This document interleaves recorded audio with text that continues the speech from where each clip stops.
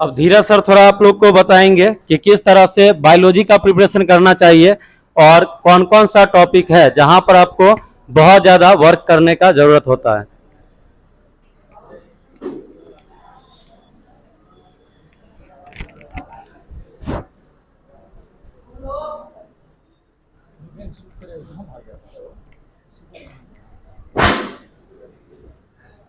Biology का overall हम subject का बता देते हैं किस तरह से प्रिपरेशंस करना है। जैसे मान लीजिए बायोलॉजी है, घर पे जाइए, सबसे पहले आप यूनिट देखिए कि कितना यूनिट हमको पूरे बायोलॉजी में पढ़ना। बहुत सारे बच्चे के पास सबसे बड़ा प्रॉब्लम ये रहता है कि अभी तक उनको मालूम नहीं रहता है कि चैप्टर हमको कौन कौन पढ़ना। सबसे पहले आप यूनिट देखिए कि कितना यूनिट हमको पढ़ना है। जैसे अभी आप 12th में हैं तो आपको 5 यूनिट पढ़ना है। नीट के प्रिपरेशंस में आपके लिए एक एक क्वेश्चन इंपॉर्टेंट है। एक पर ही आप देखिएगा बहुत ज्यादा रैंक जाता है। इंजीनियरिंग सेक्शन में आपका 2 सब्जेक्ट भी अच्छा है तो रैंक आ जाएगा, लेकिन नीट में अगर तीनों सब्जेक्ट बहुत अच्छा नहीं है तो रिजल्ट नहीं आएगा, ये याद रखिए। क्योंकि 720 में आप देख रहे हैं ना कि 686, 690 में भी 4000 5000 रैंक है। तो आप बायोलॉजी में ये नहीं कह सकते हैं कि ये इंपॉर्टेंट है, ये इंपॉर्टेंट नहीं है। इंपॉर्टेंट और नहीं, एक बार तो आपको पूरा सब्जेक्ट बहुत अच्छे से पढ़ना होगा, सारा चैप्टर। ये इंपॉर्टेंट है या नहीं है, ये लास्ट टाइम में रिवीजन में आपको देखना है कि हाँ हम जेनेटिक्स कर लिए, प्लांट डाइवर्सिटी कर लिए, कोई ऐसा चैप्टर है जो छूट जाएगा, कोई बात नहीं, हम उसको अच्छे से पढ़े हैं, क्वेश्चन उसका आएगा एग्जाम में, हम बना लेंगे। छोड़ बायोलॉजी में आप कोई टॉपिक नहीं सकते, चैप्टर तो छोड़िए, कोई टॉपिक आप नहीं छोड़ सकते हैं। एक क्वेश्चन भी आपका इधर उधर होगा, रैंक बहुत ज्यादा डिफर करेगा। समझ रहे हैं? सेम मार्क्स भी अगर किसी बच्चों का आ जाता है ना, जैसे मान लीजिए 684 किसी का मार्क्स है और 684 और भी किसी का मार्क्स है, तो बायोलॉजी के मार्क्स से टैली करवाता है। अगर बायोलॉजी में किसी का ज्यादा है तो उसके रैंक को बढ़ा देता है। तो सबसे पहले आपको यूनिट देखना है कि हमको पढ़ना कौन कौन है, ठीक है। उसके बाद जैसे मान लीजिए चैप्टर 1, अगर नया सिलेबस की बात करें तो बायोलॉजी में chapter 1 sexual reproduction in flowering plant, आप उसको थॉरोली पढ़ जाइए। नोट्स जो लिखवाया गया है नोट्स को पढ़िए। उसके बाद आपको मॉड्यूल दिया गया है, मॉड्यूल के आप क्वेश्चंस को डेफिनेटली बनाइए, क्योंकि उसमें टॉपिक बाय टॉपिक और चैप्टर बाय चैप्टर क्वेश्चन। पहला एक्सरसाइज 1 जो दिया होता है वो ऑर्डिनरी क्वेश्चन, ऑर्डिनरी क्वेश्चन है, मतलब आपको इसलिए दिया गया है कि आपका कॉन्फिडेंस लेवल बढ़े, ठीक है। दूसरा क्वेश्चन आपका मॉरल बूस्टर टाइप का क्वेश्चन है, जो आपसे ऐसा डिजाइन किया गया है 3 क्वेश्चन बनाइएगा, चौथा आपसे नहीं बने। इसीलिए नहीं बने कि आप जमीन पर पड़े रहे। आप ज्यादा, क्या होता है ना कि बहुत बच्चों का क्वेश्चन ज्यादा सही होने लग जाता है पहला एक्सरसाइज में, तो उड़ने लग जाता है ज्यादा, हम बहुत तेज हो गए, मेरा सिलेक्शन होने वाला। इसीलिए एक्सरसाइज 2 ऐसा बनाया जाता है कि 2-3 क्वेश्चन के बाद आपसे एक क्वेश्चन ना बने कि आप जमीन अभी पकड़े रहे कि हमको और मेहनत करना, ठीक है। उसको बनाइए। उस क्वेश्चन का आंसर नहीं आता है, आपसे रिक्वेस्ट है गूगल पर मत जाइएगा। तुरंत किसी बच्चों का नहीं बना, तुरंत वो गूगल पर चले जाते हैं। ब्रेन का पार्ट सेरिब्रम जिसमें आईक्यू डेवलप होना है वो आपका नहीं होगा। समझ रहे हैं? जब एग्जाम में नया क्वेश्चन आएगा आपका दिमाग कहेगा कि कहीं से गूगल मिल जाए, हम सर्च कर लें। आपको क्वेश्चन से लड़ना है, सबसे पहले बात को याद रखिएगा। अगर एक अटेम्प्ट में क्वेश्चन नहीं बनता है तो आप उसको घेर करके रखिए, फिर एक बार थियरी पढ़िए, फिर उसको अटेम्प्ट कीजिए। फिर भी नहीं बनता है तो एक बार और थियरी पर जाइए और उसके बाद टीचर के पास आइए। जब तक क्वेश्चन से लड़ने का आपके अंदर टेंडेंसी डेवलप नहीं होगा, सिलेक्शन की ओर नहीं जाइएगा, ठीक है। तो सबसे पहले हम आपको बताएं, चैप्टर को नोट्स से पढ़िए, मॉड्यूल से पढ़िए और एनसीईआरटी का लाइन याद होना चाहिए। यह बात आप बिल्कुल याद रखिए। आप कितना भी पढ़ लीजिए, एग्जाम्पल बायोलॉजी की स्पेसिफिक हम बात करते हैं, एग्जाम्पल आपका डेविएट नहीं करेगा एनसीईआरटी से।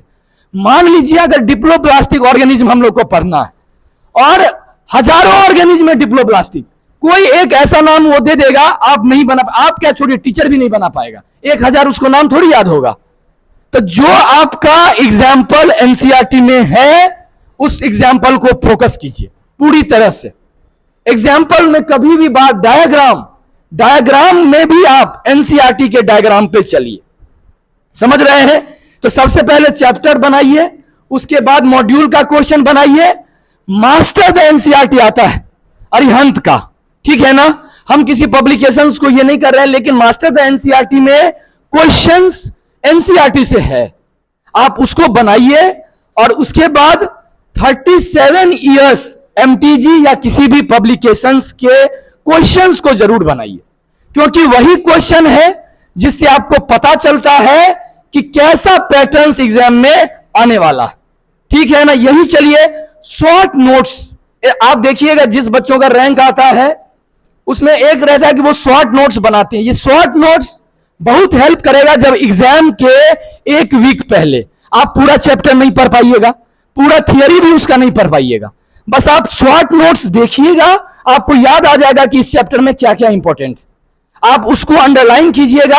अगर शॉर्ट नोट्स नहीं बनाइएगा लास्ट में आप रिवीजन नहीं कर पाइएगा, ये याद रखिए। और सबसे इंपॉर्टेंट है इस सारे चीजों में, सबसे इंपॉर्टेंट है टेस्ट जरूर दीजिए। अगर नीट के पैटर्न का टेस्ट हो रहा है, जेई के पैटर्न का टेस्ट हो रहा है, आप टेस्ट जरूर दीजिए। टेस्ट से ही आप इवैल्यूएट कर पाइएगा कि आपकी तैयारी कितना परसेंटेज कंप्लीट है, कितना परसेंट नहीं है। आपको लगेगा शनिवार की रात में जब रविवार को टेस्ट होगा कि मेरा ये टॉपिक रह गया है, अच्छा कोई बात नहीं है, कल का टेस्ट छोड़ देते हैं, अगले सप्ताह हम पूरी तैयारी के साथ देंगे। यकीन मानिए ये पूरी तैयारी आपकी जिंदगी में कभी नहीं आने वाला, ये कभी नहीं आएगा। आपको लगेगा कि आज हम पूरा तैयार हो गए हैं, मेरा एक भी टॉपिक नहीं बचा है, हम कल जाएंगे। तो ये आप टेंडेंसी रखिए कि जितना है हम उतना 100% दे करके आएंगे। टेस्ट कभी मत छोड़िएगा। हम बता दिए एग्जाम के नीट से एक दिन पहले भी आपके दिमाग में कभी नहीं आया कि हम 100% तैयार हैं और ये टॉपिक से क्वेश्चंस हर टॉपिक हम बना लेंगे, ये कभी नहीं आने वाला, वो रात कभी नहीं आएगी, ये बात याद रखिएगा। तो अगले दिन जो टेस्ट हो, जितना ही तैयारी है उस तैयारी से जरूर जाकर के टेस्ट दीजिए।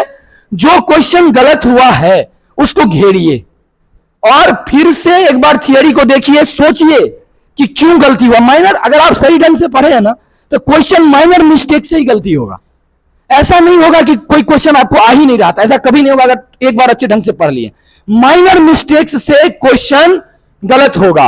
आप सोचिए कि माइनर मिस्टेक्स को कैसे कम करना। गलती आप, हम ये नहीं कहेंगे गलती मत कीजिए। पहला टेस्ट में ना 200 क्वेश्चन आता है, अभी नया पैटर्न में 180 बनाना है, आप 180 का 180 गलत कीजिए। बस आप ये ना, अगली बार आप टेस्ट लीजिएगा तो ये बस टारगेट लीजिए हम 3 ही क्वेश्चन सही करेंगे, फिर अगले टेस्ट में हम 6 क्वेश्चन सही करेंगे, अगले टेस्ट में हम 20 क्वेश्चन सही करेंगे। लेकिन फिर रिवर्स नहीं आना, आपको बढ़ते जाना। 20 के बाद 40 होना है, 40 के बाद 60 होना, रिवर्स में नहीं आना।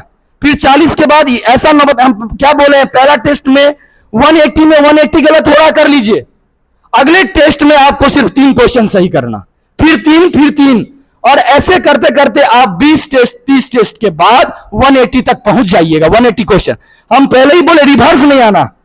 अगर आप 40 तक पहुंच गए हैं तो उसके बाद फिर ऐसा टेस्ट ना हो कि आप 35 ही क्वेश्चन सही किए, बढ़ते चले जाना है आगे की ओर, ठीक है ना। गलती को, और ये जो गलती रिपीट हुआ है, अगर मान लीजिए आप 5 क्वेश्चन 10 क्वेश्चन 20 क्वेश्चन गलत किए हैं तो ये गलती फिर रिपीट ना हो, इसको जरूर लिखिएगा। गलती करने में कोई गुनाह नहीं है, वो गलती दोबारा करना गुनाह, वो गलती दोबारा रिपीट ना हो, आप जरूर इसका कोशिश कीजिए। और शॉर्ट नोट्स जरूर बनाइए। अगर बायोलॉजी है तो बायोलॉजी का एग्जाम्पल क्या है कि नहीं, बायोलॉजी में और क्या क्या मेन पॉइंट आ रहा है। जैसे आप 11th में हैं तो डाइवर्सिटी में जाइएगा, तो एग्जाम्पल को एक ही दिन में याद करने का कोशिश मत कीजिए, और कर भी नहीं सकते हैं। आप ये टारगेट रखिए कि सुबह के टाइम में 4 से 5 हमको सिर्फ याद करने वाले चीजों को देना, ठीक है ना। एग्जाम्पल आपको 4 से 5 बजे उठिए, उसमें सिर्फ और सिर्फ याद कीजिए, और यकीन मानिए कि उस समय का याद किया हुआ लॉन्ग टर्म मेमोरी में जाएगा। ऐसे याद करने का सबका अलग अलग टाइम पीरियड होता है, लेकिन वो सुबह वाला लॉन्ग टर्म आपके मेमोरी में रहेगा, उसको याद रखिएगा, क्योंकि एग्जाम्पल बहुत ज्यादा है बायोलॉजी में और एग्जाम्पल से क्वेश्चंस भी होता है। ठीक है, शॉर्ट नोट्स बनाते चलिए, क्वेश्चंस ज्यादा से ज्यादा अटेम्प्ट कीजिए, गलती को रिपीट मत कीजिए, और लास्ट है कंसिस्टेंसी। कंसिस्टेंसी है कि हालात कुछ भी हो जाए, आपको न टेस्ट मिस करना है न क्लास मिस करना। सबसे पहला यही है कंसिस्टेंसी। कंसिस्टेंसी नहीं होगा, वो एक प्रोवर्ब चलता है इंग्लिश में कि river cuts the stone not because of its power, because of its consistency. दुनिया का सबसे बड़ा रिवर अमेजन है, आप एकदम उसके पीक पॉइंट पे यूट्यूब पे देखिएगा, जहां से वो ओरिजिन होता है, वो ड्रॉप बाय ड्रॉप गिर रहा है, ड्रॉप बाय ड्रॉप। और ड्रॉप बाय ड्रॉप आज से नहीं गिर रहा है, हजारों सालों से गिर रहा। वो ड्रॉप बाय ड्रॉप ही आगे चल करके बहुत बड़ी नदी बनाया। ऐसा हो जाए कि नहीं आज 4 दिन हम नहीं बहेंगे, आज नहीं हम 4 बूंद नहीं गिरेगा, वो नदी यकीन मानिए सबसे बड़ा नदी नहीं बन सकता। तो कंसिस्टेंसी सबसे बड़ी बात है। कंसिस्टेंसी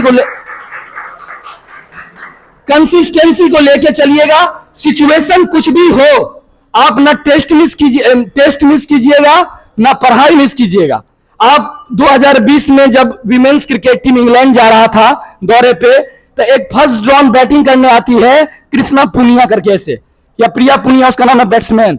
19 मई को उसकी मां का डेथ है कोरोना की वजह से, और 11 दिन के बाद इंग्लैंड जाना था दौरा पर, वो गई है। अब बोली थी कि मेरी मां का सपना है कि वो देखना चाहती है खेलते हुए हमको इंटरनेशनल।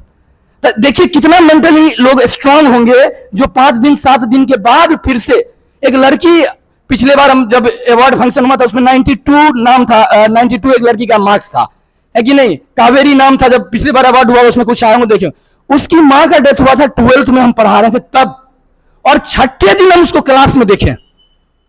4-5 दिन, वो समझिए कि कितना एक लोगों की दुनिया उजड़ जाती है अगर कुछ इस तरह का घटना हो जाता है तो।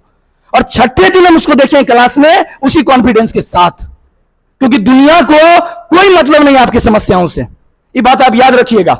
आज कितना बड़ा भी घटना हो जाए, आप एटीएम के सामने खड़े हो जाइए, बोलिए हमारे घर में बहुत बड़ा कांड हो गया है, 10 लाख रुपए निकलिए, नहीं निकलेगा। वैसे ही दुनिया है, आपके समस्याओं से, आपके प्रॉब्लम से उसको घंटा मतलब नहीं, ये बात याद रखिएगा।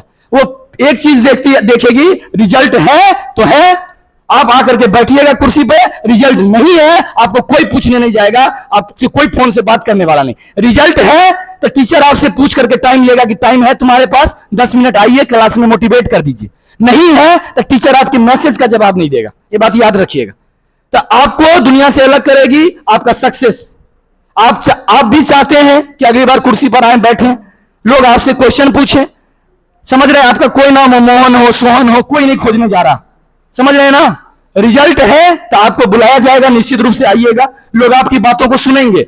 अभी ये बोल दे या ये बोल दे, कुछ भी बोल दे आप मानिएगा, बोलिए हम पढ़ते थे रूम में, पंखा चलता रहता था, और पंखा घूमते घूमते गिर जाता था, फिर भी हम पढ़ते रहते थे, आप मानिएगा और सुनिएगा अभी कहानी। और जिसका रिजल्ट नहीं है वो आकर के कुछ भी बेचारा मेहनत किया हो और कुछ भी कहानी सुना देगा तो आप हंसिएगा, समझ रहे हैं ना। तो मेहनत वाले का, रिजल्ट वालों का ही दुनिया सुनेगी, इस बात को याद रखिएगा।